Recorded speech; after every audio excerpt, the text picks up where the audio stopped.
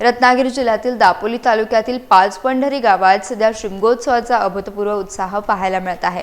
मासेमारी करणाऱ्या कोळी बांधवांची मोठी वस्ती असलेल्या गावात सर्वच हिंदू सण मोठ्या भक्तिभावाने आणि उत्साहाने साजरे केले जातात। विशेषतः नारळी पौर्णिमेसाठी सुप्रसिद्ध असलेल्या गावात आता शिमगोत्सवाची धूम खऱ्या अर्थाने शिगेला पोहोचली आहे। या खास उत्सवासाठी कोळी बांधवांनी आपली वैशिष्ट्यपूर्ण पारंपरिक वेशभूषा परिधान केली असून कोळी महिला वर्गाने अंगावर सोन्याचे भरगच्च दागिने घालून या सणाची शोभा अधिकच वाढवली। गावागावात डीजे, बँजो, ढोल, सनी आणि टिमकीच्या तालावर कोळी बांधव तसेच भगिनी मोठ्या आनंदाने थिरकताना पाहायला मिळाले। खालूबाजाच्या लयबद्ध आवाजाने संपूर्ण पाचपंढरी परिसर सध्या दुमदुमून गेला। तरुणाईपासून ते अगदी ज्येष्ठ नागरिकांपर्यंत सर्वच ग्रामस्थ या सोहळ्यात उत्साहाने सहभागी झाले आहेत।